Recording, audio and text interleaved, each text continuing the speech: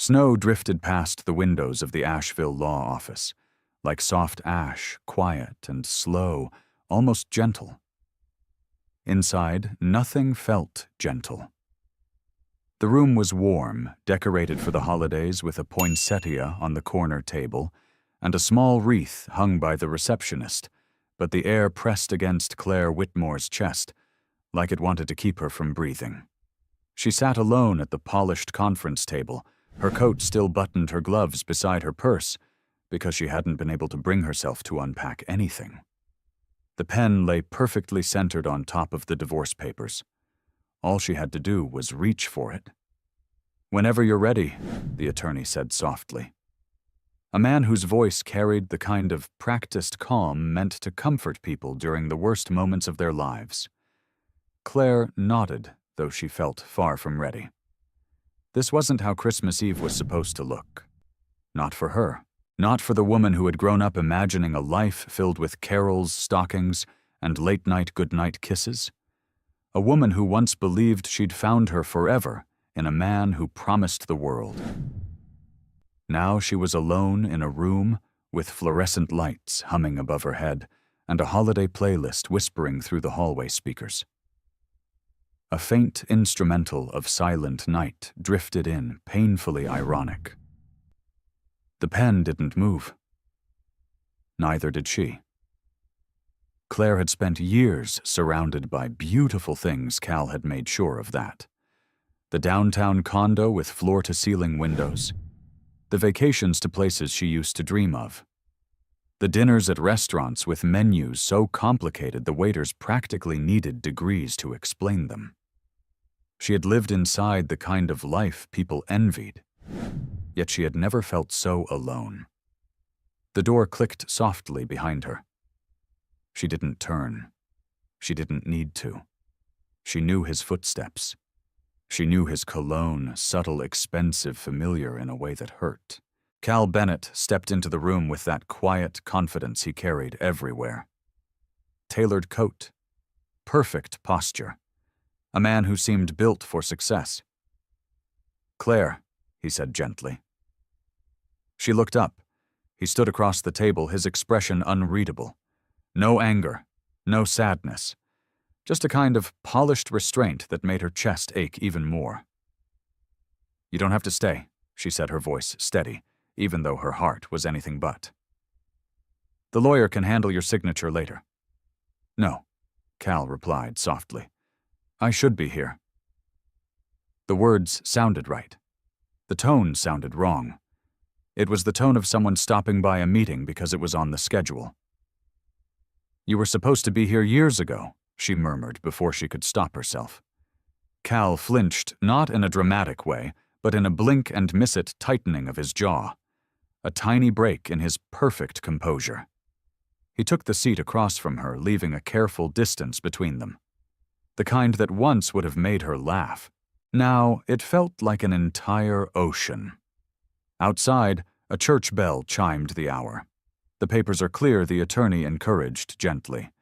"You're dissolving all joint assets except the Westview cabin, which Mrs. Whitmore has accepted as her place of residence. You both agree to the terms. All that remains are signatures."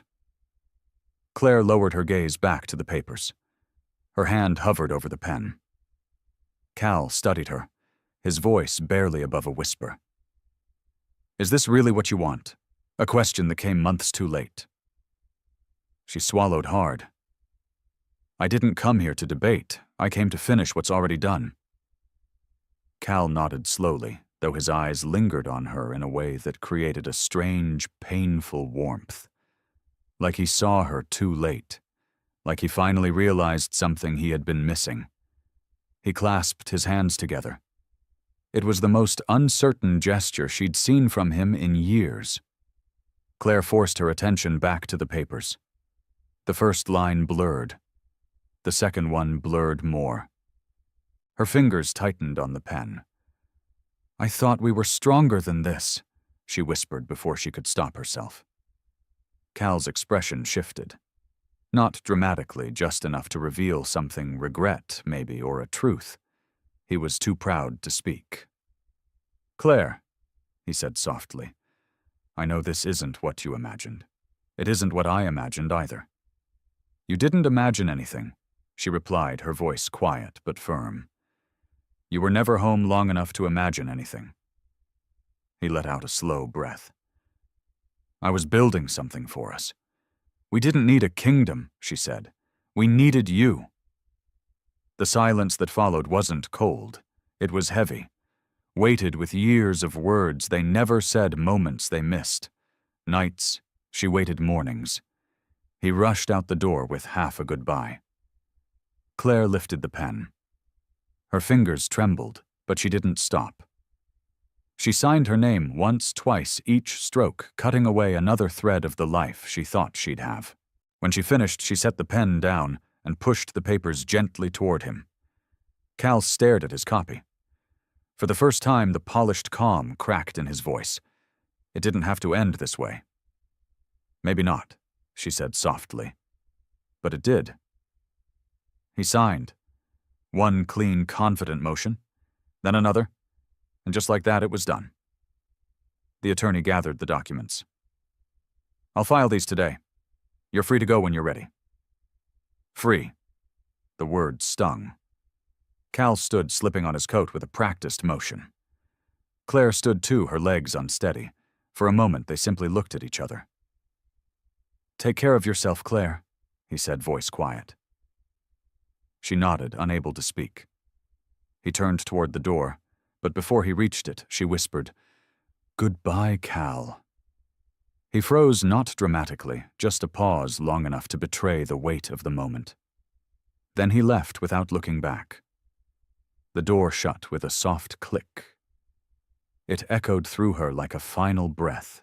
Claire remained perfectly still as the attorney stepped out to give her privacy.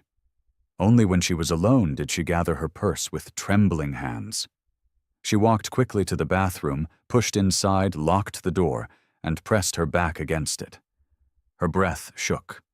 Her vision blurred. She reached into her purse, searching blindly until her fingers closed around it. The pregnancy test. Wrapped in tissue paper. Warm from being pressed against her body all morning. She unwrapped it, staring at the 2 pink lines that had appeared before dawn. Still there. Still undeniable. 2 pink lines that arrived too late. 2 pink lines that held everything she ever wanted and everything she feared. Her voice cracked on a whisper. What do I do now? No answer came. Only the hum of the fluorescent light and the faint sound of Christmas music from the lobby. Silent night. Holy night. All is calm. She closed her hand around the test. Calm was the last thing she felt. She took one long, shaking breath, wrapped the test again, and slipped it deep into the inner pocket of her purse, hidden but impossible to forget. Then she unlocked the door and stepped out into a world that looked the same, but would never be the same again. Outside, the snow kept falling soft and steady, blanketing Asheville in white. Claire pulled her scarf tight and walked into the cold carrying a secret that would change everything. If you enjoyed this video, comment 1 to let me know, if not, comment 2. Your thought mattered to me either way. The cold followed Claire home that night, curling around her ankles as she stepped into the small Westview cabin she'd been renting for the past month. A single lamp glowed in the corner, casting soft light across the hardwood floor and the half-packed boxes she had never found the courage to unpack. The cabin felt like a temporary life she had been pretending was permanent. She set her purse on the entry table and pressed her hands against the wood, letting herself breathe. The pregnancy test weighed heavy inside the inner pocket, as if its presence alone changed the air in the room. She took off her coat, slowly hanging it on the hook by the door. For a moment, she stood there staring at nothing, just letting the silence settle. The silence of her new life. The silence of a future she hadn't planned for. Then her phone buzzed. She flinched. The screen lit up with a name that softened her shoulders. Josie. Claire answered and tried to sound normal. "Hey, tell me you're home," Josie said. Her voice carried warmth, concern, and the blunt honesty of someone who knew Claire down to her bones. "I've been picturing you wandering downtown like a lost holiday ornament. I'm home," Claire whispered. And Josie asked carefully, "How did it go?" Claire sat on the arm of the sofa, her voice barely audible. "It's done." There was a pause long enough for understanding to settle in. "I'm sorry," Josie said gently. "Come over. I made hot chocolate, real hot chocolate, the kind that could heal emotional trauma." Claire let out a shaky breath. "I can't tonight." "Then tomorrow," Josie said. "Even if I have to drag you here myself?" "I'll come by," Claire murmured. "You better," Josie replied softly. "And Claire, you don't have to go through this alone." The call ended, and the cabin grew quiet again. Claire's gaze drifted toward the fireplace. She walked over, knelt, and placed a few logs inside. When the flames caught the warmth, spread quickly, pushing back the cold that had followed her home. She sat on the rug, her hands stretched toward the fire, watching the flicker of orange and gold. Her life had been built on moments like this, quiet ones, beautiful ones she had hoped to share with Cal. She closed her eyes, remembering another Christmas Eve years ago. The condo had been filled with soft, jazz-wrapped gifts and the scent of pine from the oversized tree Cal insisted on buying. They had danced in the living room barefoot, laughing as they swayed to music that wasn't meant for dancing. She remembered the way Cal had wrapped his arms around her, resting his chin on her head. Next year, he'd whispered, "We'll have a baby in our arms." Just wait. The memory cracked inside her, sharp and small. Her hand drifted to her purse. She shouldn't. But she did. She pulled out the pregnancy test, its weight somehow heavier now. Sitting cross-legged on the rug, she stared at it in the firelight. Something in her chest tightened. 2 pink lines. Clear. Unmistakable. "What do I even do?" she whispered to the empty room. As if in answer, her phone buzzed again, another message. The preview lit up. A name she didn't expect. "Cal, did you get home safely?" Claire froze. For a long moment, she simply looked at the message. It was short, simple, polite. But Cal never texted without purpose, never reached out without a reason, and after months of silence. "Why now?" she typed, then deleted, then typed again. Finally, she answered Claire. "Yes, thank you." She set the phone aside before he could reply. Her hand trembled. Why was he reaching out? Why did his concern feel like tiny embers sparking to life inside her when she'd spent months trying to smother them? She stood needing space, needing air. Walking to the window, she pulled the curtains aside. Snow blanketed the neighborhood, covering the roofs and sidewalks. Across the street, Mrs. Landry's porch lights glowed warm and steady. The older woman always decorated early, claiming the lights kept her spirits lifted during long winters. Claire stepped back from the window. The cabin felt too quiet, but she couldn't bring herself to turn on the TV or play music. Everything felt too loud, too wrong. She went to the bedroom and opened the closet where 2 suitcases sat half unzipped from her move. Beside them was an old wicker box. She hesitated before pulling it down. Once on the bed, she ran her fingers along the edge. Inside were snapshots of her life before everything had fallen apart. She lifted the lid. On top were photographs her and Cal at the Biltmore estate on their first Christmas together. The Asheville Lights Festival, their anniversary dinner. Her sketches he used to frame because he said they made the condo feel like home. She swallowed hard and flipped through them slowly, each image pulling her deeper into memories she had tried to bury. Then she found the one she had been avoiding.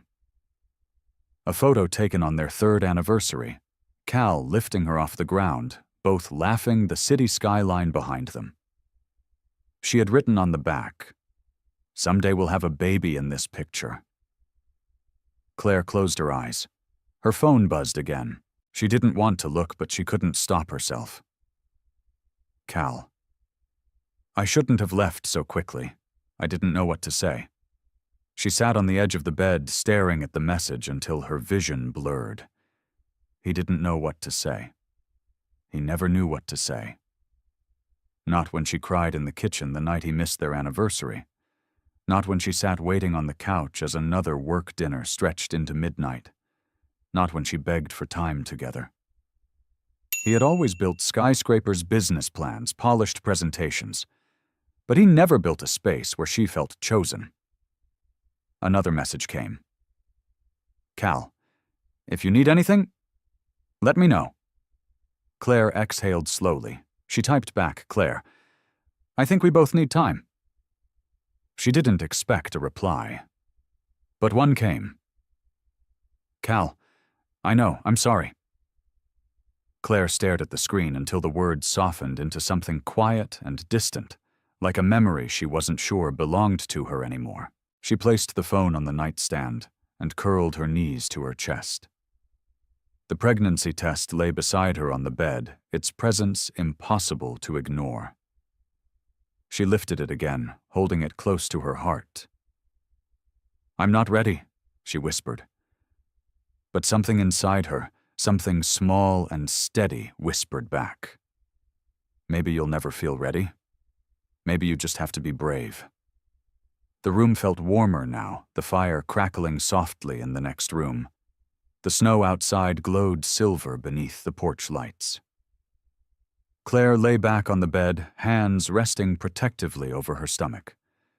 It was too early to feel anything. Too early to see anything. But there was life there. A beginning she hadn't expected. A beginning she wasn't sure how to face. The chapter she had closed today had left a space, a hollow ache, but this new chapter was stirring beneath it, faint but real. She took a slow breath, letting the quiet settle around her. Outside, the snow kept falling. Inside, Claire closed her eyes, holding the test to her chest, like a secret and a prayer. The snow had stopped sometime before sunrise, but a thin layer of frost still painted the windows with a delicate lace. Claire sat curled on the small sofa in her cabin's living room, her legs tucked under a thick quilt, a half-full cup of tea going cold on the side table. She stared at the fireplace, though the fire had long gone out. Her fingers absently traced the edges of a sketch pad resting in her lap. She hadn't drawn anything yet, hadn't even tried. Her mind was too full, her chest too tight. The weight of the hidden pregnancy sat like a stone inside her. She hadn't told a soul. Not Josie. Not even the doctor yet. It was only her and the silence between her ribs. Her phone buzzed again, but this time she didn't check it. She knew it was Cal. Since the divorce signing, he'd sent 4 more messages. None of them intrusive. All of them soft, careful, as if he wasn't sure if he had the right to speak to her anymore. She didn't know what to say back. A knock at the door broke the stillness. Claire startled, heart jumping. She stood slowly adjusting the oversized cardigan she hadn't taken off since yesterday. When she opened the door, the familiar scent of vanilla and peppermint hit her before she even saw the smile. Claire, Josie said, holding up a bakery bag in one hand and a thermos in the other. I brought peace offerings. Claire blinked, then gave a breathy laugh that was closer to a sigh. You didn't have to. Of course I did, Josie said, brushing past her into the cabin. Because you would have sat here marinating in your feelings until you turned into an emotional crock-pot. Claire closed the door behind her. That sounds about right. Josie dropped the bag on the kitchen counter and began unpacking it like she lived there, which for all intents and purposes she nearly did. 2 sticky buns, 2 mismatched mugs. The thermos popped open with a hiss of steam. "Coffee," Josie said, dramatically the real kind, not that decaf tragedy you pretend is enough. Claire leaned against the kitchen island, grateful and exhausted. "You're relentless. You're grieving," Josie said, softening. "You don't get to do that alone." Claire swallowed hard. Her eyes stung, but she didn't let the tears fall. Josie poured 2 cups, handed one to her, then looked at her face a beat too long. "What else?" she asked. Claire blinked. "What do you mean? There's something else." Josie's voice dropped to a whisper. "You've got that look. Like the world shifted and you're still trying to catch your balance." Claire looked down at the coffee. She didn't answer. Josie moved closer. "Claire, what happened?" The silence stretched between them like a tightrope. Claire's throat tightened. Then finally her voice cracked on a whisper. "I'm pregnant." Josie blinked. For a second the words didn't register. Then her brows lifted, her lips parting. "Wait. You're Claire." Claire nodded slowly.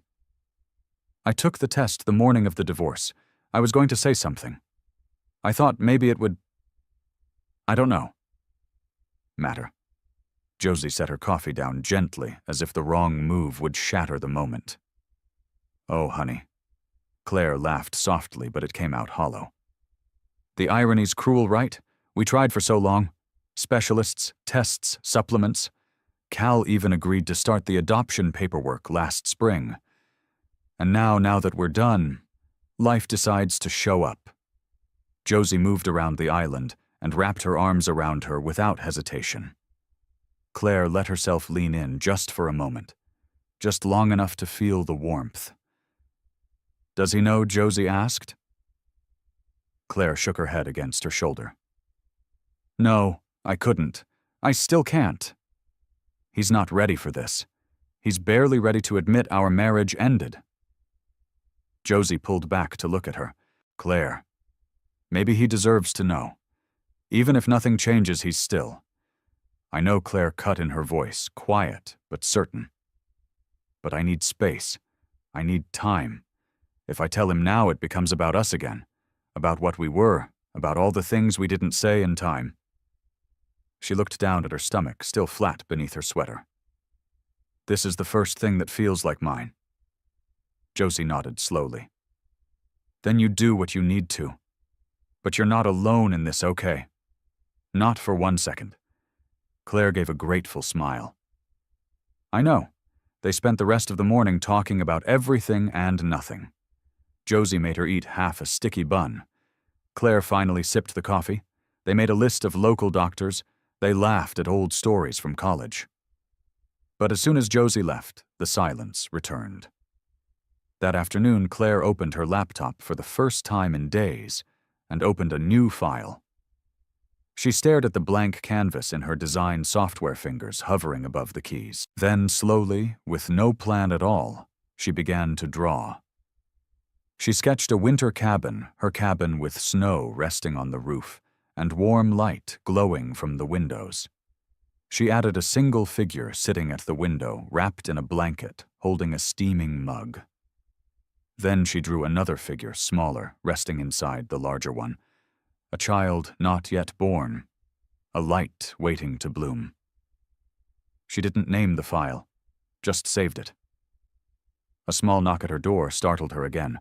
Twice in one day she checked the time. Nearly 5. Claire stood brushing crumbs off her lap as she walked to the door. When she opened it, the last person she expected was standing there. Cal. He wasn't in a suit. He wore a thick navy sweater, jeans, and a look that was far more human than the man she'd seen sign her passed away 2 nights ago.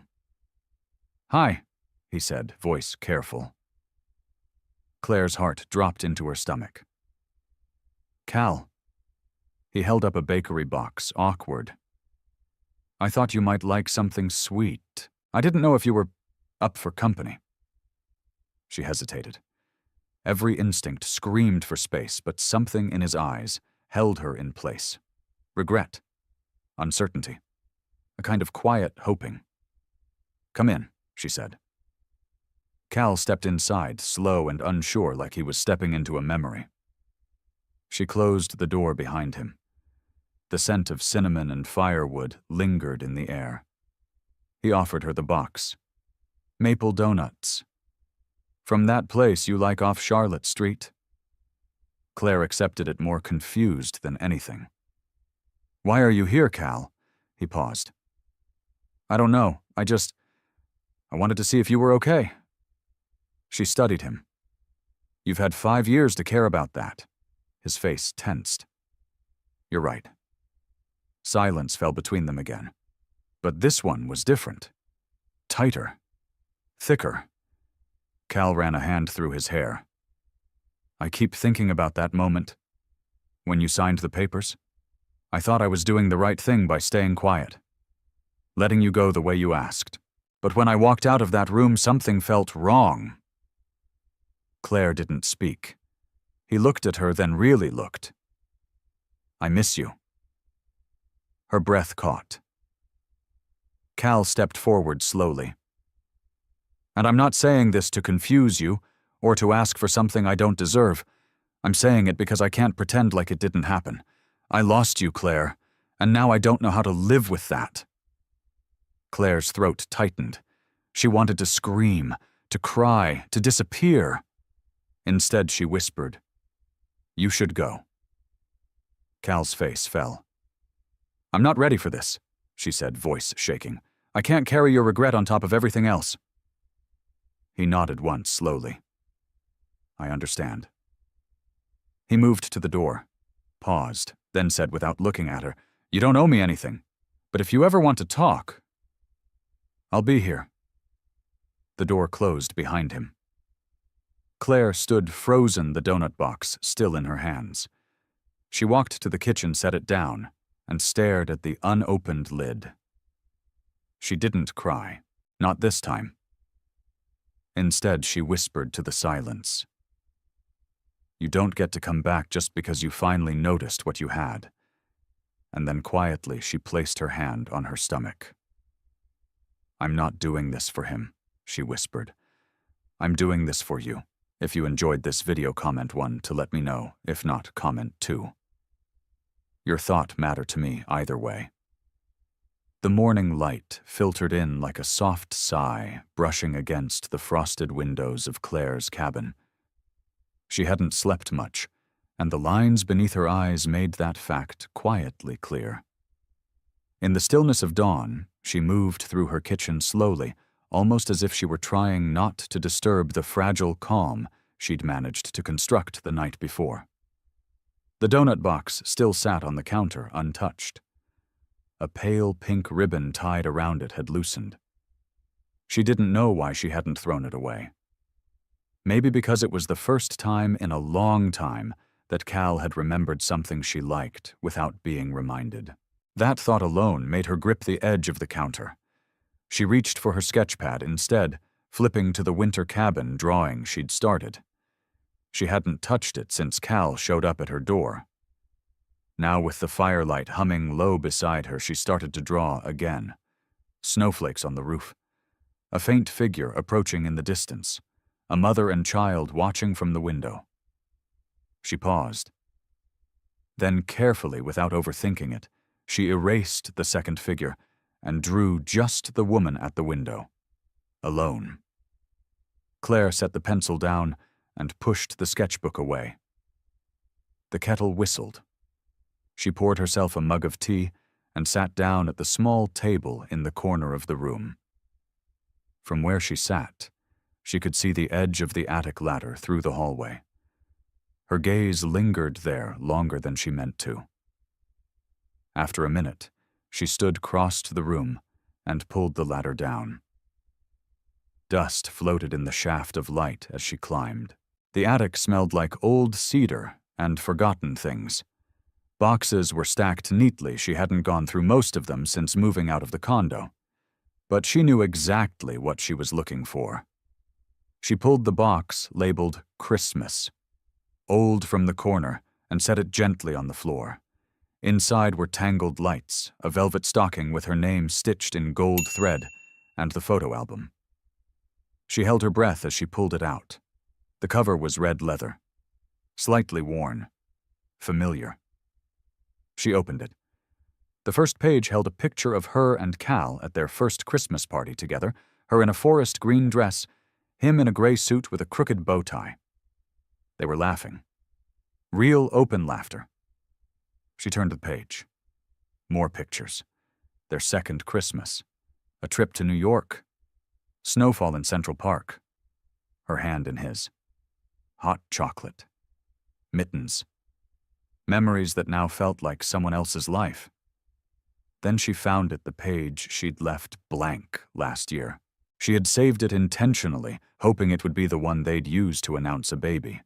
Hoping she'd be past the silence, past the disappointment, past the pain of the empty nursery down the hall. She stared at the blank space. Then slowly Claire reached into the pocket of her robe, pulled out the pregnancy test wrapped in tissue, and unfolded it like it was something sacred. She taped it onto the empty page. No glitter, no captions, just that test. And below it she wrote a single line in pencil. You were always wanted. Her hands trembled. The attic felt like it was holding its breath. She shut the album and held it close, pressed against her chest like it could keep her steady. For a moment she let the tears fall quiet, hot fast. Not the kind of tears that asked for comfort. The kind that came from release. She stayed there for several minutes before making her way back down. As she reached the bottom step, her phone buzzed on the kitchen counter.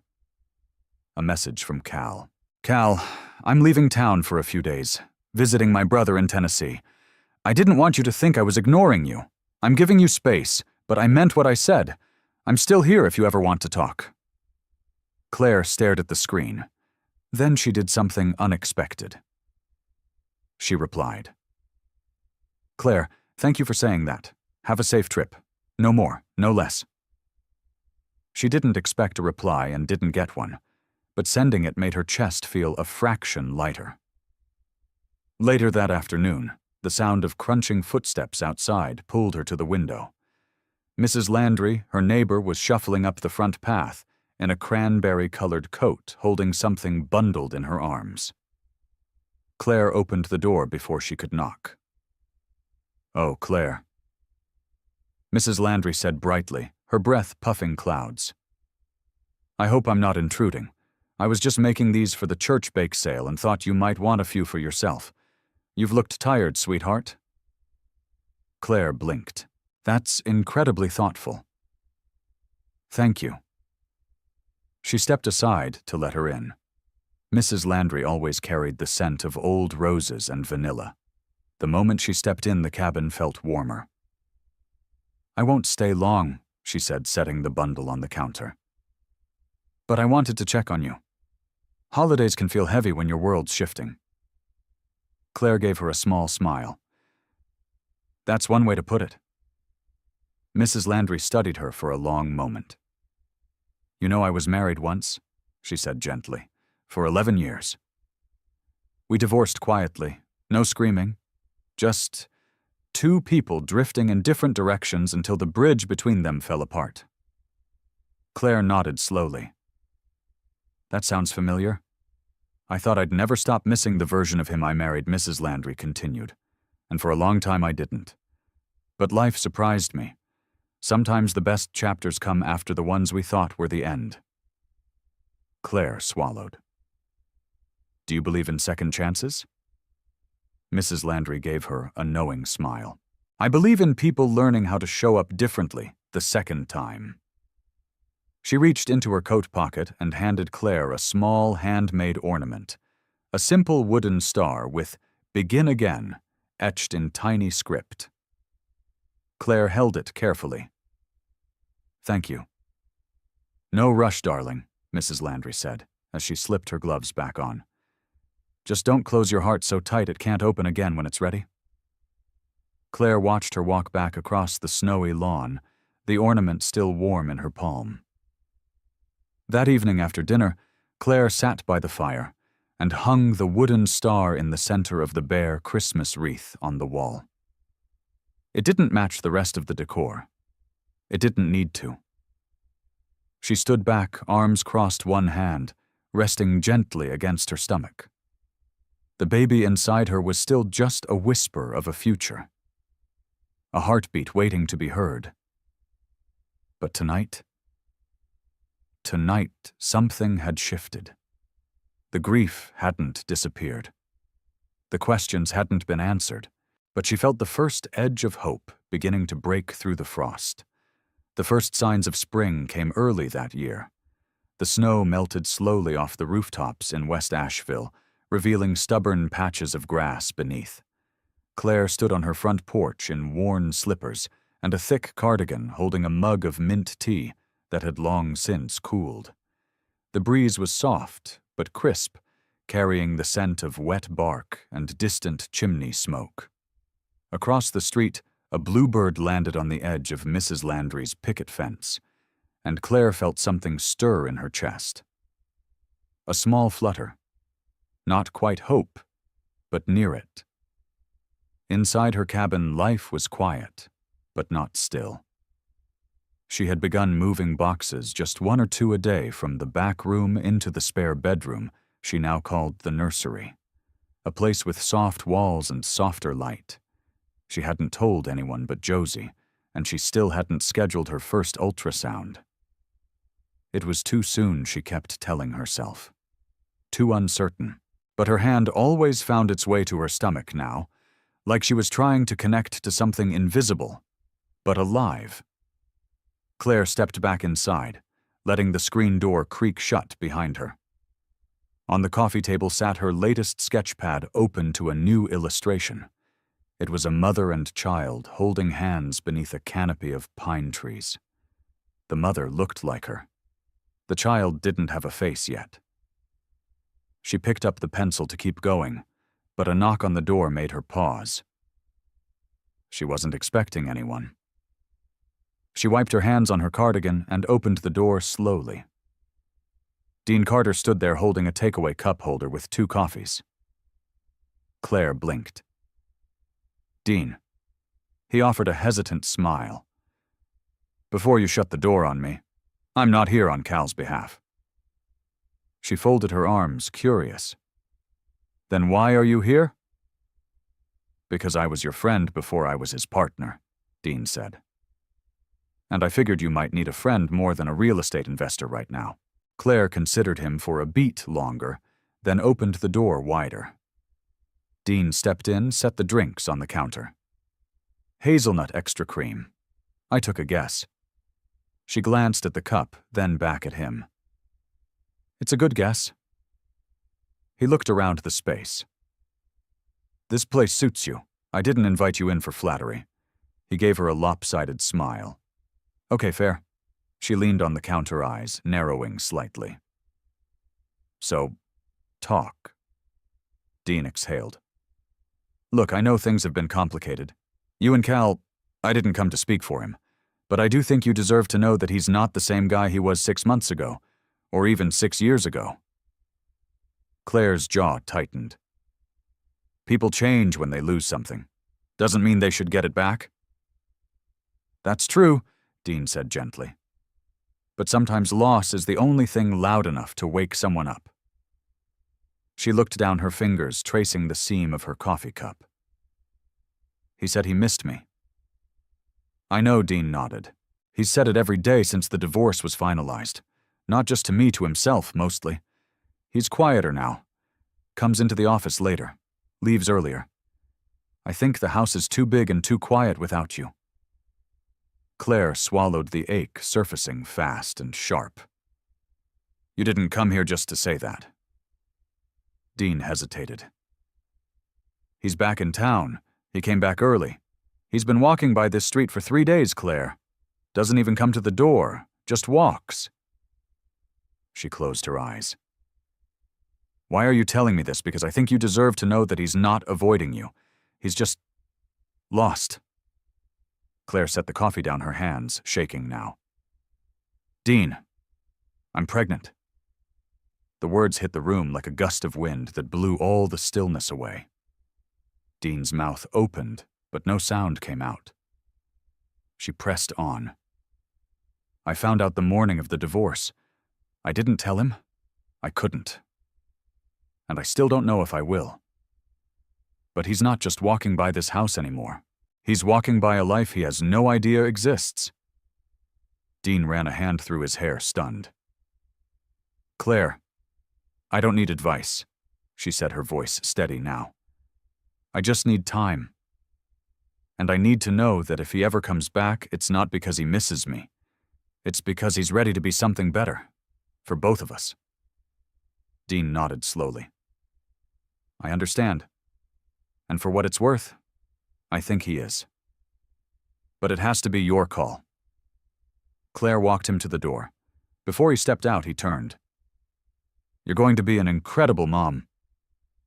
She gave him a grateful look, but said nothing. After he left, Claire sat back on the sofa, heart pounding. Her hands instinctively cradled her belly. She stayed like that for a long while until the sun shifted lower and the light turned gold on the floor. Later that evening, as she was folding a few small onesies Josie had gifted her, another knock came. Softer this time. She opened the door. Cal stood there, not in a suit, not with polished shoes or posture sharpened by meetings, just Cal, in a wool coat holding a paper bag and a cautious smile. I brought soup, he said. Claire stared at him, unsure if her body was bracing or softening. You came back early, he nodded. I couldn't stay away. Her eyes flicked to the street. I heard you've been walking past. His expression faltered. I didn't want to pressure you. She crossed her arms, heart beating so loud she could barely hear herself speak. You should come in. He did. They sat at the kitchen table in a silence that wasn't cold, but wasn't quite warm yet either. Cal opened the bag, pulling out 2 containers. Still your favorite, he said. Lentil with lemon. From that place on Haywood you always made me detour for. Claire didn't answer. He looked at her, then down. I know I don't have the right to show up. I know I messed everything up. But I can't pretend I'm okay anymore. She watched him for a long moment. Cal, she said softly, before you say anything else, there's something you need to know. She stood, her heart in her throat. Then she placed his hand gently over her stomach. His eyes widened. She watched him as the realization crashed over him. Claire, he whispered. She held her breath and waited. Claire watched the color drain from Cal's face as his hand rested lightly on her stomach. No movement beneath, no visible curve yet, but the truth was alive there, pulsing beneath his fingertips. She didn't speak. She didn't explain. She just waited. His breath caught. You're... Claire nodded, her expression unreadable. Yes. The word dropped between them like a stone into deep water. The ripple it caused wasn't loud, but it moved everything. He dropped his gaze, his hand still hovering just above her sweater. How long have you known I took the test the morning of the divorce? His eyes lifted to hers, slow and stunned. You didn't tell me. I couldn't. She said, her voice firm, but not cruel. You had 1 foot out the door. I couldn't be one more thing holding you back. Cal pulled his hand back, folding it into the other on the table, like he suddenly didn't know what to do with himself. Claire, I don't say you're sorry, she cut in. Not right now. Don't fill the air with apologies just to make the silence easier. He shut his mouth. She stood walking to the sink, turned on the tap just to break the stillness. I've been trying to figure out what to do, she said quietly. Not just about you, about everything. About this baby. About how to be strong enough for someone who doesn't even exist outside of me yet. Cal stood, but didn't move closer. You shouldn't have had to do that alone. Claire looked over her shoulder. But I did. And I still am. He looked down, shame shadowing his features. I wasn't ready to be a father back then. I know, she said. And that's why I didn't tell you. Silence fell again. Only the sound of water, running wind tapping at the window pane. Then Cal exhaled. But I want to be now. Claire turned off the tap. She turned around. There it was, the fork in the road. The moment every woman reaches when she has to decide whether to protect her heart or risk it again for the possibility of something more. I don't need a man to raise this child, she said carefully. I know, he replied. But maybe the child needs a father. Claire crossed her arms, her voice quieter now. You walked away once. I didn't know what I was walking away from, he whispered. You walked away from me. That landed hard. He didn't deny it. I thought building the company, securing our future, was the most important thing I could do for us, he said. But I missed the part where you stopped feeling like you were part of that future. Her throat tightened. I was wrong, he said. I see that now. I don't want to fix things with promises. I just want to be present. However you'll let me. Claire studied him for a long moment. Her voice dropped to something fragile. What if it's too late? Cal took a slow breath. Then I'll earn my way back, even if it takes the rest of my life. She sat back down, the air suddenly too heavy, her body too tired. He hesitated. May I stay for dinner? Claire blinked, surprised. He added quickly, I brought soup, remember? A beat passed. Then she nodded. He walked to the counter, pulled out the containers, and began quietly setting bowls. It felt surreal how normal the motion was, as if the last 6 months hadn't been filled with silence and distance, as if this table had always been set for two. As they sat across from each other, neither one touched their spoon. Claire stared at the steam curling upward. Do you think it would have changed anything if I'd told you that day? Cal's jaw clenched slightly. It would have wrecked me. She looked up, surprised. Because I wasn't the man I needed to be, he said. And I would have tried to fix it. I would have pushed. And you would have had to carry that too. Claire's heart squeezed. I didn't want our child to be a reason for you to stay. His voice dropped. Now it's the reason I'm finally awake. The silence was softer now. Claire stirred her soup absently. I don't know what this means for us. You don't have to, Cal said. We don't need to name it yet. I just want to start where we are. She stared at him. And where do you think that is? He gave a small, hopeful smile. In the same room, eating soup, talking. Her lips twitched almost against her will. After dinner, Cal helped her clean up quietly, washing dishes while she dried. Their hands brushed once. Neither commented. Before he left, he stood at the door, coat in hand. Thank you for telling me, he said. Claire nodded. Then he hesitated. When's your first appointment, he asked. Claire looked at him for a long moment. Tuesday, she said. 10 o'clock. His voice was careful. Would you let me come? She didn't answer right away, then softly, if you're sure you're ready. Cal met her eyes. I've never been more sure of anything. He stepped out into the night air, the door closing gently behind him. Claire stood there for a long time, hand resting again over the quiet space that would soon be filled with life. For the first time, she wasn't carrying it entirely alone. Tuesday morning came with a hush over Asheville. The clouds hung low, the mountains blurred in a soft gray mist. Claire stood in front of the mirror in her bedroom hands, trembling slightly as she adjusted the sleeves of her cardigan. The neckline of her shirt sat neatly over her collarbone, her hair pulled back into a low twist, simple and clean. She didn't know why she cared how she looked. The baby was the only one being seen. Still, something about today felt like it needed a kind of quiet reverence, like she was walking into a church or opening a sealed envelope from the future. Her phone buzzed on the nightstand.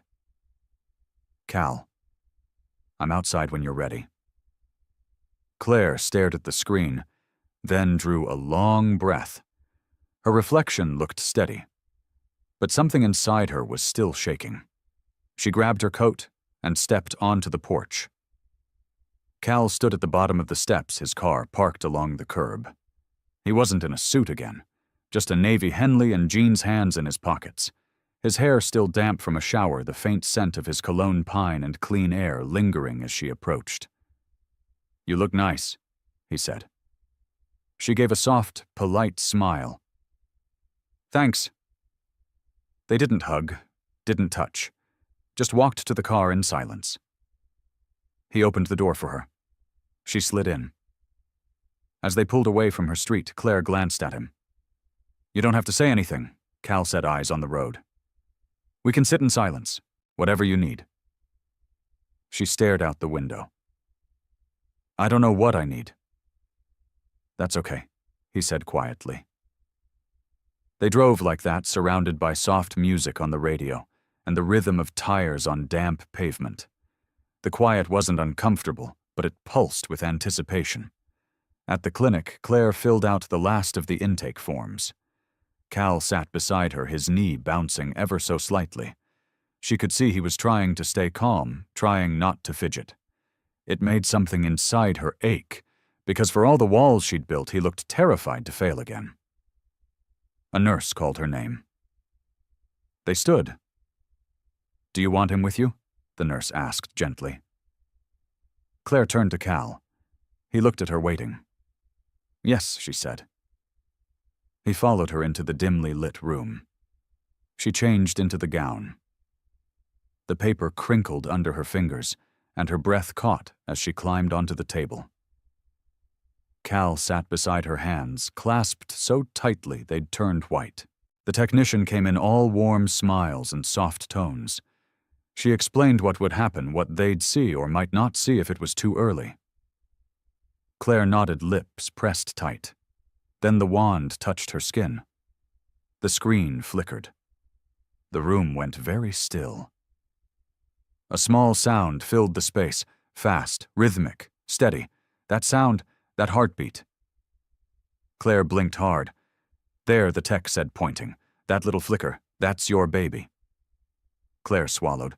Her throat tightened. Cal leaned forward, eyes locked on the monitor. "That's real," the technician smiled. "That's real." Claire turned to look at him. He had tears in his eyes. And so did she. When they walked out of the clinic 20 minutes later, the ultrasound photo was tucked inside Claire's purse, like a secret too precious for the world to touch. They didn't speak until they reached the car. He opened the passenger door, then paused. "Claire," he said quietly, "I know you're not ready to talk about us, and I know today wasn't about me, but thank you for letting me be there." She nodded. He started to pull away, then stopped. "I've never felt anything like that before." Claire looked at him, something softening in her expression. "Neither have I." That night, alone in her cabin, she placed the ultrasound photo inside the red leather photo album on the same page as the test. Underneath, in her neat handwriting, she wrote, "This is where you began to show yourself to the world." The next few days moved in quiet waves. Cal texted in short, gentle bursts. "How are you feeling today? Need anything from the store? Would it be okay if I dropped off that book you loved?" The one from our trip to Maine. Claire didn't always respond. Sometimes she did, but she read every one. Friday morning, Josie dropped by unannounced with a smoothie and a folder of baby name ideas. "You're already planning names." Claire laughed. Josie shrugged. "It's what best friends do, that and force you to drink kale." They sat on the porch while the wind danced with the last of the early spring leaves. Josie's eyes flicked to Claire's face. "You've been quiet lately." Claire nodded. "It's been a lot. I can only imagine." Claire hesitated. Then she said, "I let him come to the appointment." Josie raised a brow. "Really, I didn't plan to, but when the heartbeat started, something in him changed. I saw it." Josie leaned forward. "Claire, you don't owe him anything. But you also don't have to carry this alone." Claire stared at her hands. "That's the part I keep coming back to. How much of this do I do alone? Because I'm afraid of being disappointed again." Josie was quiet for a moment. Then she said, "You're allowed to protect your heart. But don't bury it. This baby's going to need all of it." Claire looked out at the trees. That night, just as she was about to head to bed, her phone buzzed again. "Cal, I know it's late, but there's something I'd like to give you. Would you come outside for just a minute?" She stood at the door for a moment before opening it. Cal stood in the driveway holding something small in both hands. "I've been looking for this since last Christmas," he said. He held it out. A snow globe. Their old snow globe. The one they bought together on their first trip after the wedding, when she still believed that time and love were enough. She took it carefully, eyes wide. "I found it buried in a drawer when I moved out," he said. "I was afraid to give it to you, afraid it would hurt too much." Claire turned the globe slowly in her hands. Inside, 2 tiny figurines stood on a wooden bridge beneath falling snow. A cabin in the distance. Pine trees. Home. "I want to believe we can find a way back to something better," Cal said, voice low. "Not just for the baby. For us. For everything we didn't get right the first time." Claire looked up at him, heart pounding, and for the first time in months, she didn't feel like running. Claire cradled the snow globe in her hands, as if it were made of memory instead of glass. The flakes inside swirled slowly, softly, settling around the little cabin, and its 2 figurines like the ending of a story that hadn't been told in years. She didn't say anything right away. Neither did Cal. The porch light above them flickered gently, casting long shadows onto the worn wooden boards. Her breath fogged in the night air, but her hands stayed warm around the base of the globe. She finally spoke. "I used to shake this before bed," Claire murmured, "just to watch it snow. I thought if I stared at it long enough, I'd feel peace again." Cal's voice was quiet. "I didn't know you kept it by the bed. You didn't notice a lot of things back then. That should have come out bitter." "It didn't. Just tired." He stepped closer but stopped short of the top step. "I can't go back and change how I failed you. I know that. But I'm here now, and I'm trying to show you, not just say it." Claire met his eyes. "Words were always your strength. Showing up, that was harder." He nodded. "I'm still learning." Claire looked down at the snow globe again. "You said you found this in a drawer." "Yeah," he said. "After I moved out, it was buried under receipts and old keys. Funny how something so meaningful can get lost in clutter." She didn't answer. Just turned, walked into the cabin, and left the door open behind her. He hesitated for only a second before following. She set the snow globe on the fireplace mantel right in the center.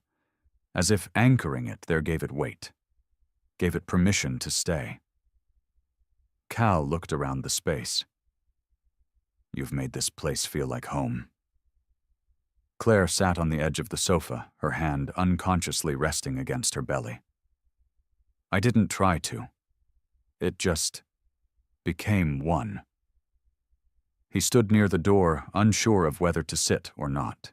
He was always careful now, as if every movement risked undoing whatever fragile thread connected them. "Claire," he said, "finally, would you let me come with you to the next appointment?" She glanced at him, You already came to the first one. I know, but I'd like to keep showing up. Claire studied him. Why now? Why keep showing up when it might lead nowhere? Because showing up is the only thing I never did when it counted? He said, his voice raw. And because I don't want our child to grow up only hearing stories about who I could have been. That cracked something open in her. Before she could speak, a soft knock came from the door. Claire frowned, standing. She opened it to find Josie holding 2 bags of groceries, her expression freezing the moment she saw Cal behind her. "Oh," Josie said, blinking. "Didn't realize I was interrupting." "You're not," Claire said quickly, taking one of the bags from her. "Come in." Josie stepped inside, cautiously offering Cal a tight nod. "Cal. Josie," he said with a small smile. "Good to see you." She looked at Claire as they walked into the kitchen. "I brought ginger tea and some crackers, just in case the morning sickness turns into all-day sickness." "Thank you," Claire said softly, placing the bags on the counter. Josie's eyes drifted toward the mantel where the snow globe now rested. "That's new," she said. Cal spoke before Claire could. "It's from our first year. I found it. Thought maybe Claire might want it back." Josie's brows lifted slightly. She turned to Claire. "You okay?" Claire gave a slow nod. "Yeah, I'm okay." The tension in the room settled like dust. Cal took a small step toward the door. "I should probably go. Give you two some space." Josie didn't protest. Claire didn't either, but just before he opened the door, Claire said, "Tuesday, 10 again." He paused. "I'll be there." And then he was gone. Josie waited until the door clicked shut before turning back. "So," Claire gave her a look. "Don't start. I wasn't going to say anything," Josie said innocently. "Just, wow, that was civil." Claire leaned against the counter, exhaling. "He's trying. I don't know what it means yet, but he's trying." "And how do you feel about that?" "I feel like someone just handed me a book I stopped reading months ago and asked me to start again on the same page." Josie tilted her head. "Is that a no or a maybe?" Claire smiled faintly. "It's a maybe." That evening after Josie left, Claire curled on the sofa with her sketchpad. She drew the snow globe, first every detail of it, then added the little cabin again. This time there were 3 figures on the bridge. No faces, just silhouettes. She stared at the page for a long time. Then, with careful strokes, she began to draw falling snow. Claire's calendar still read March, but the air had shifted. Spring in Asheville carried a strange mix of moods, 1 minute warm enough to shed your coat, the next cold enough to make you reach for it again. She stood on her porch with one hand wrapped around a mug of honey tea, the other resting gently on her growing belly. 8 weeks. The heartbeat was steady, strong. The image still lived in her mind, framed in soft gray lines from the last ultrasound. The baby had fingers now, toes, a spine curling like a question mark, life forming in silence. She caught herself swaying gently like mothers do when they don't even realize they're already soothing. Her phone buzzed. "Cal, can I take you to lunch today? No expectations, just food. And maybe a walk." She stared at the message longer than she needed to, then typed back, "Claire, just food. And maybe a walk." 2 hours later, they met at a quiet cafe tucked behind a row of dogwoods on Charlotte Street. It was the kind of place they used to pass by on the way to somewhere fancier, somewhere louder. Today, it felt perfect. Claire slid into a booth by the window. Cal was already there, his back straight, a folded napkin in his lap, a small glass of water in front of him untouched. When he looked up and saw her, he smiled, but it was tentative, like a man unsure if he's earned the right to be happy. You look comfortable, he said. Claire raised a brow as she took her seat. You mean not throwing up? I meant glowing, actually. She gave him a look. Don't start sounding like a pregnancy blog. He chuckled, settling in. Fair. They ordered grilled chicken sandwiches and roasted tomato soup. Claire's came with extra pickles, which she didn't remember requesting, but appreciated deeply. For a few minutes they talked like people do when they're trying to remember how. Small talk. The weather. The crocuses blooming too early. A local art exhibit she'd been thinking of visiting. Then the conversation curved naturally into deeper water. Have you thought about names yet? He asked carefully. A little Claire said. I wrote down a few, then threw the list away. Too soon. Too fragile, she said, honestly. It's like, if I name this baby, it becomes real. And if something happens? Cal didn't flinch. He nodded slowly. I understand. She watched him for a moment.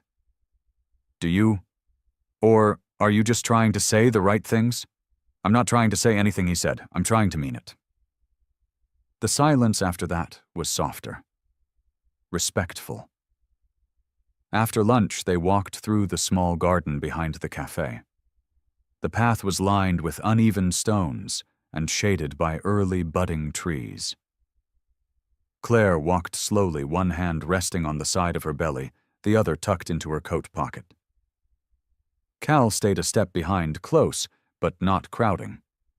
They stopped near a bench facing a tiny koi pond. The fish flickered below the surface flashes of orange and white, moving in slow, graceful patterns. Claire sat. Cal hesitated, then joined her. The sound of water trickling over rocks filled the quiet space. She turned slightly to face him.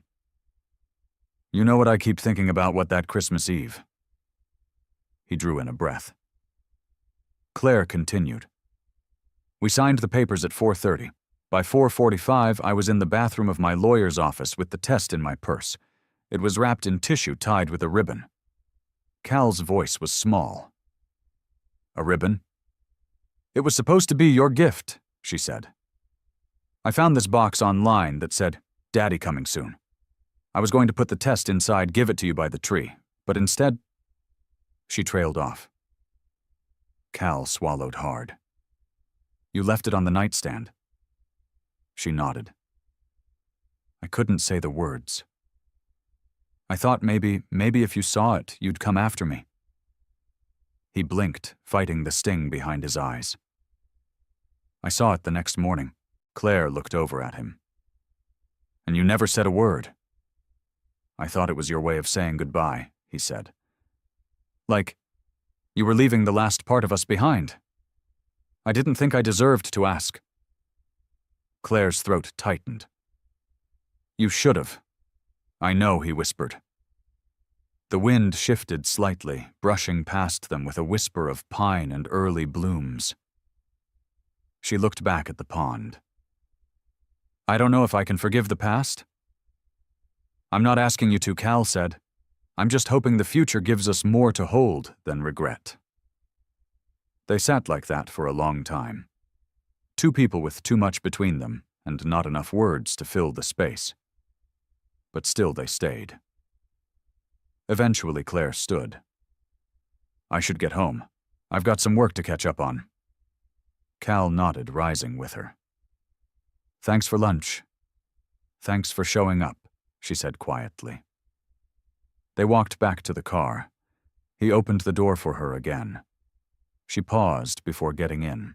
When the baby comes, she said, I don't know what it's going to look like. Us co-parenting. Or something else.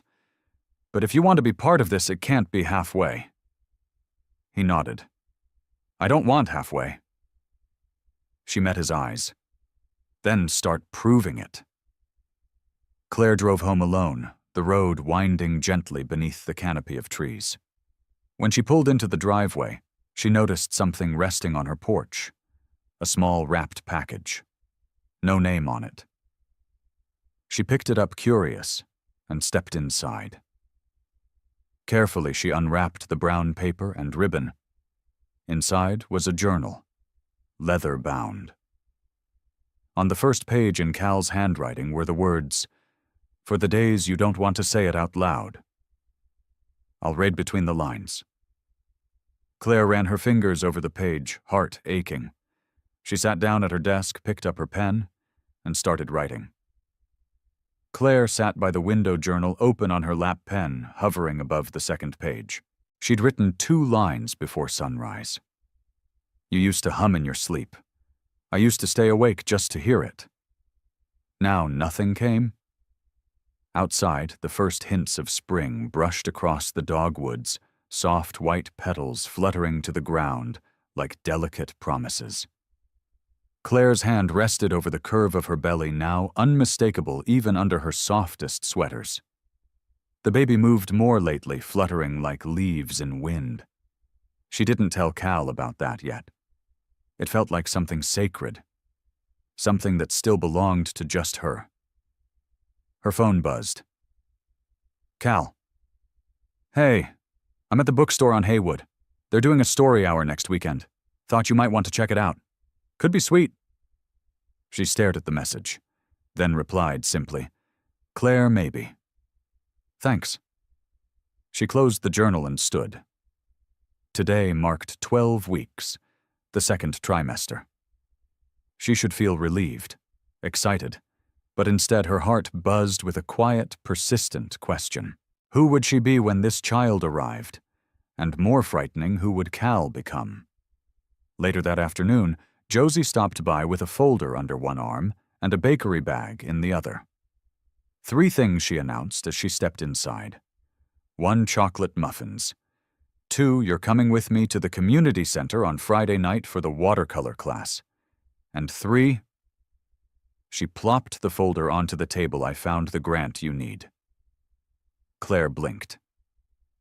Grant for your illustrations, Josie said, already pulling out papers. They're funding local artists who focus on nature, motherhood, and storytelling. You check all 3 boxes. I haven't even finished the portfolio. Then finish it, Josie said. You're still an artist, Claire. You don't have to stop just because your life shifted. Claire felt a lump rise in her throat. It's hard to think about dreams when everything's so fragile. Josie softened. You've always made beauty out of fragile things.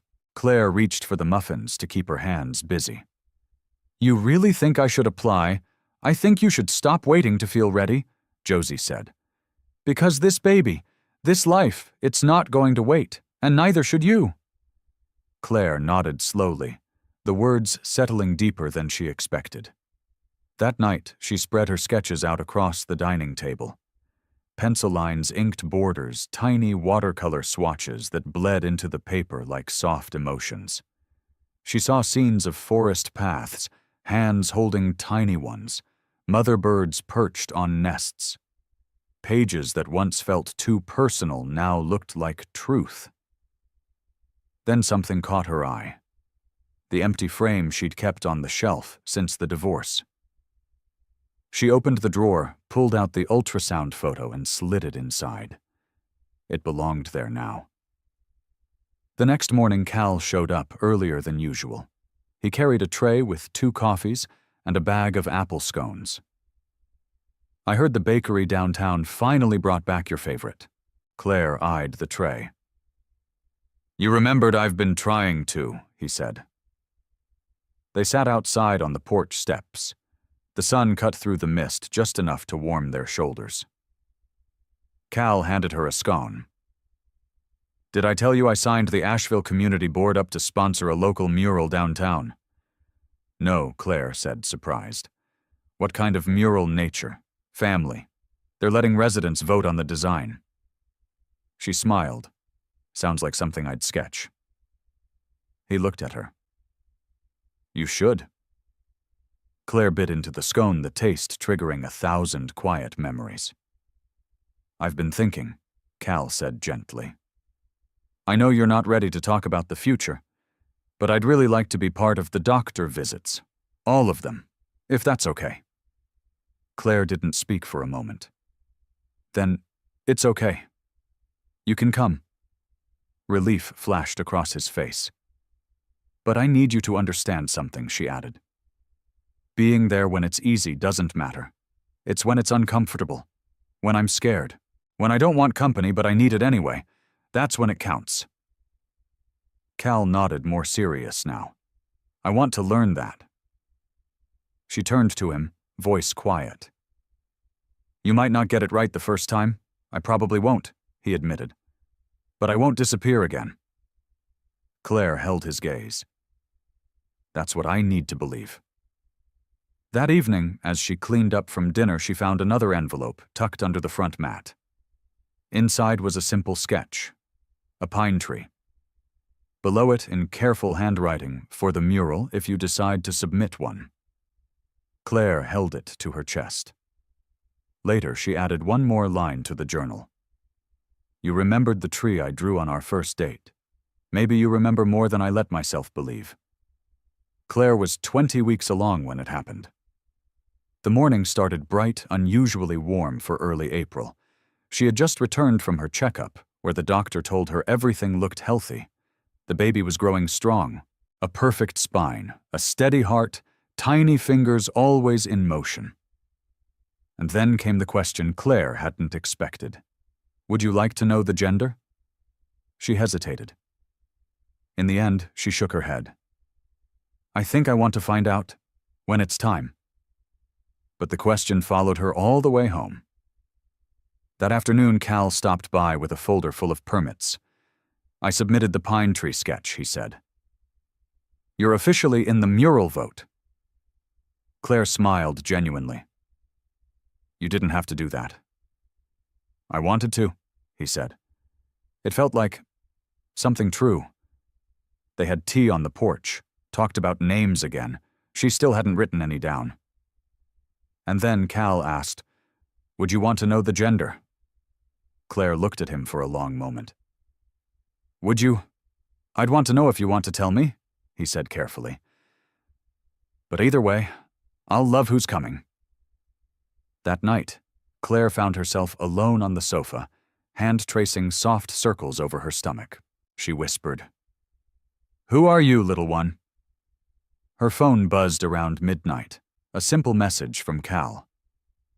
"Thank you for letting me in again, even a little. I know I haven't earned much, but I'm trying to deserve the next chance."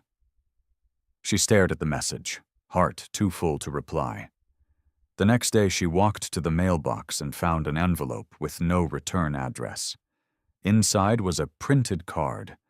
The mural competition had posted finalists online. Claire went to the website, heart thudding. There it was, her sketch. But beneath it, another design. A snow globe. Her snow globe. Her breath caught. She clicked. It was Cal's submission. No name listed. Just the caption. "When memory becomes a place we find each other again." Her eyes welled. But as she read the voting instructions, her heart dropped. Only one design could win. Claire sat with that realization for a long time. That night, she called Cal. "Hey," he said, picking up on the first ring. "Everything okay?" She hesitated. "Why did you submit the snow globe?" He didn't answer right away. Then, "Because it was the moment I started believing we still had something worth rebuilding." Claire's voice was quiet. "If they pick yours, I'll still be proud of you." "I didn't do it to compete with you," he said. "I did it because I didn't know how to say what I felt. And I thought, maybe I could paint it instead." Tears slipped silently down her cheek. She didn't wipe them. "I don't want us to be in a silent contest anymore," she whispered. "I don't either." A pause. Then Claire said, "I felt the baby kick today." The silence on the other end was still sacred. Cal's voice was rough. "You did." She smiled softly. 3 little taps, like someone knocking asking if it's okay to come in. He exhaled. "It is." Claire looked out at the stars. "I think I'm ready to name them," she said. "Not today, but soon. I'd like to be part of that, he said. I think you already are. Claire had never thought much about murals. Not until now. Not until her sketch, the pine tree with the open sky, sat in direct competition with a snow globe that held everything she'd once tried to leave behind. She stood outside the Asheville city center, watching passers-by pause at the voting display. 20 designs printed on white boards, each with a number beneath. She recognized her own instantly. It was simple. Ink and watercolor, nothing flashy. Just a tree rooted deeply in soil, its branches stretched toward something just out of frame. Hope, maybe. 2 spots over stood Cal's submission. The globe. Their globe. The tiny cabin inside was unmistakable, right down to the bridge she'd drawn in that sketchbook their first summer married. Josie walked up beside her sunglasses, perched on her head, coffee in hand. You okay? She asked. Claire nodded but didn't speak. Josie followed her gaze. Ah. Claire kept her arms crossed. Do you think people can change and still carry the same regrets? Josie tilted her head. Yeah, I think regrets are the weight that makes the change real. Claire let that settle. Then, I didn't want to compete with him. I don't think he wants to win, Josie said. I think he wanted to be seen. Claire exhaled, slow and quiet. So do I. Back at the cabin, Claire laid her sketchbooks out across the table.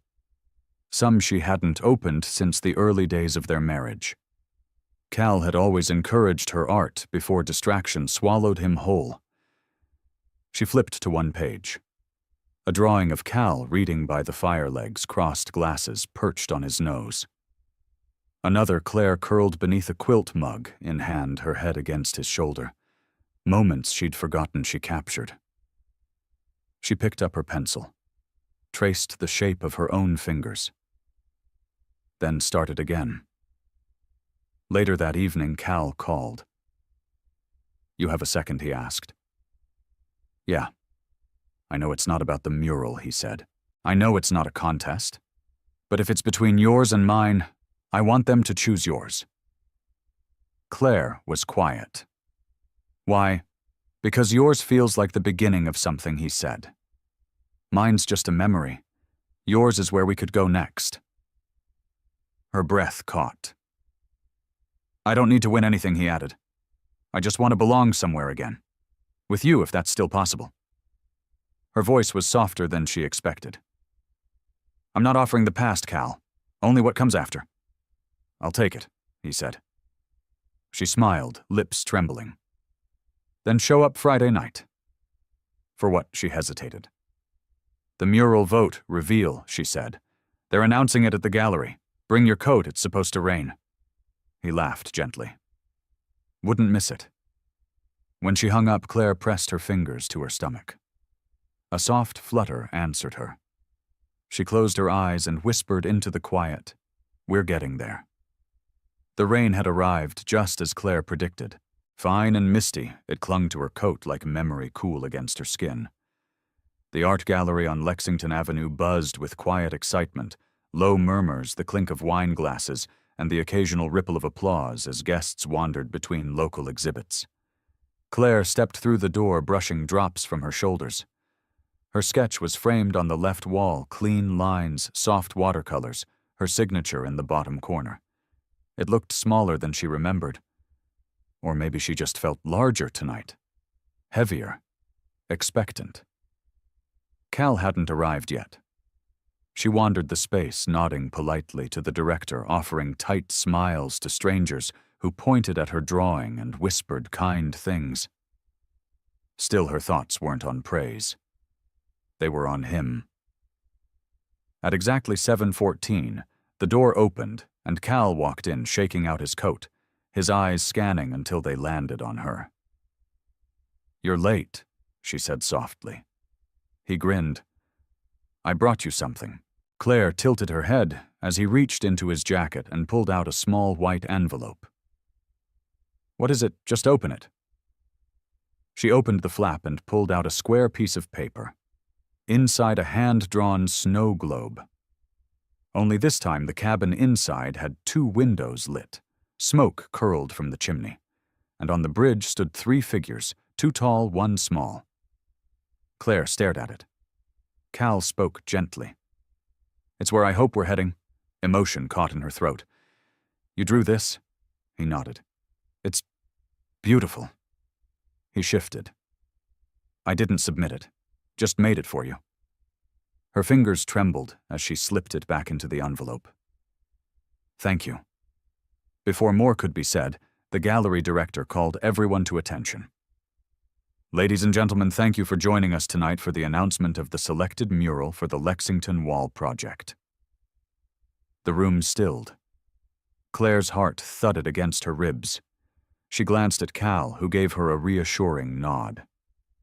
The director continued. "This year's winning design comes from an artist who captured not just the beauty of Asheville's landscape, but the resilience of its people." Claire stopped breathing. "Please join me in congratulating Claire Whitmore." Applause broke, loud and genuine. Claire blinked, her name echoing through the room like something she wasn't ready to own. Cal leaned in. "You did it." She turned to him. "We both did." After the announcement, Claire stepped outside to get some air. The rain had lightened, but the sidewalk still shimmered. Cal followed her hands deep in his pockets. She turned to him. "It feels surreal. It feels right." Claire exhaled, letting the cool air calm her nerves. "You know what I realized tonight? What's that? I don't miss the life we had. I miss the life we could have had." Cal didn't flinch. "Then maybe we still can." She looked at him, eyes wet. "It won't be easy." He stepped closer. "I don't need easy. I need honest. And I need you." A pause hung between them, thick, trembling, necessary. Claire finally said, "Come to the next appointment. I think it's time we hear the heartbeat together." He nodded. "I'll be there." She looked down at the envelope in her hand. "And maybe after, we can start thinking about names." A smile crept onto Cal's face. "I've been waiting to ask." Claire didn't answer with words. She just reached for his hand, and for the first time in a long time, she didn't let go. Claire had always thought ultrasounds were a quiet kind of miracle, but this one felt different. The room was softly lit, the hum of the machine filling the silence, as the technician moved the wand gently across her stomach. Cal sat beside her, his hand holding hers, fingers warm, steady. Neither of them spoke. And then there it was. The heartbeat. Fast. Steady. Alive. Claire blinked rapidly, eyes fixed on the screen. A tiny figure, arms moving just enough to make her gasp. "There's your baby," the technician said, gently smiling as she took a measurement. "Everything looks perfect." Claire swallowed hard, gripping Cal's hand tighter. He whispered, "It's real." She nodded, barely breathing. "It's real." Outside the clinic, the sky had shifted from gray to gold. The rain had stopped sometime during the appointment, and now the pavement glistened like glass. Cal opened the passenger door for her, but before she got in, she paused. "I want to tell Ellie." Cal blinked. "You mean?" Claire looked up at him, voice soft but clear. "She deserves to know she has a sister on the way." He stood frozen for a second, then smiled slowly. "Sister." She nodded. "They told me today. I needed to sit with it before saying it out loud."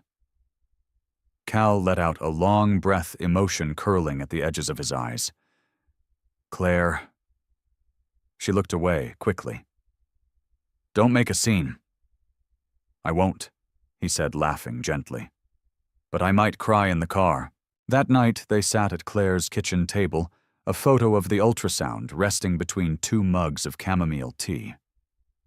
Claire took a breath. "Ellie's going to have questions." I'll answer all of them, Cal said. She might ask why we weren't together before Claire added. He leaned forward. Then I'll tell her the truth. That I had to learn what it meant to show up before I could be the dad she deserved. Claire didn't speak for a while. Then she said, I want her to feel like she belongs to both of us. Always. She does, he said. She always has. Later, Cal helped her bring the laundry in from the line strung across the back porch. The air was cooler now, the scent of fresh linen and distant pine filling the evening. Claire held a tiny onesie in her hands, light blue with white stars. I bought this last week, she said, smoothing the fabric. Just in case. Cal took it from her, smiling softly. She's going to look like you. Claire raised an eyebrow. You say that like it's a good thing. It is. She folded the last towel and leaned against the doorframe. The porch light flickered on, casting a soft glow across the wood. You know, she said, her voice low, for a long time, I thought love was something that either stayed or left, like a guest or a storm. Cal stepped closer, not touching, just close enough to hear every breath. And now he asked. Claire looked at him, her voice barely more than a whisper. Now I think it's something you grow, like a garden. It needs sun, water, time, and someone willing to pull the weeds. Cal's expression shifted. Something quiet, reverent held behind his eyes. I'll stay, he said, and I'll pull weeds. Claire's lips curved, heart softening. She reached for his hand again, and this time she held it without fear. Claire sat on the porch swing with a blanket draped across her knees and a baby girl asleep in her arms. The breeze rolled down from the mountains, soft and warm, carrying the scent of late summer wildflower pine and the faintest trace of wood smoke from someone's early fire. The cabin had changed since last Christmas. A fresh coat of paint, a new wreath on the door, and a small wooden nameplate Cal had carved himself, the Whitmore House. It still made her smile every time she saw it. Inside, laughter echoed from the living room, Ellie's bright and bubbling, followed by Cal's softer chuckle. They were building a fort out of couch cushions, a Saturday tradition that now marked the rhythm of their new life. Claire looked down at the sleeping baby. Aubrey rose. She had Cal's eyes, Claire's chin, and the softest patch of dark curls always sticking up in the back. Her tiny chest rose and fell in perfect peace. Claire brushed her knuckle across the baby's cheek, overwhelmed again by the sheer miracle of presence. Not the dramatic kind, just the quiet, consistent showing up, the cup of tea in the morning, the story before bed, the hand on her lower back when she was too tired to speak. They had rebuilt something. Not perfectly, not quickly, but honestly. The porch door creaked open, and Cal stepped outside, Ellie trailing behind him with a blanket around her shoulders like a cape. Mom Ellie said, eyes wide. Can we keep the fort up forever? Claire laughed. That depends. Does it have indoor plumbing? Ellie rolled her eyes and turned back inside. Cal walked over, kissed the top of Claire's head, then crouched beside her.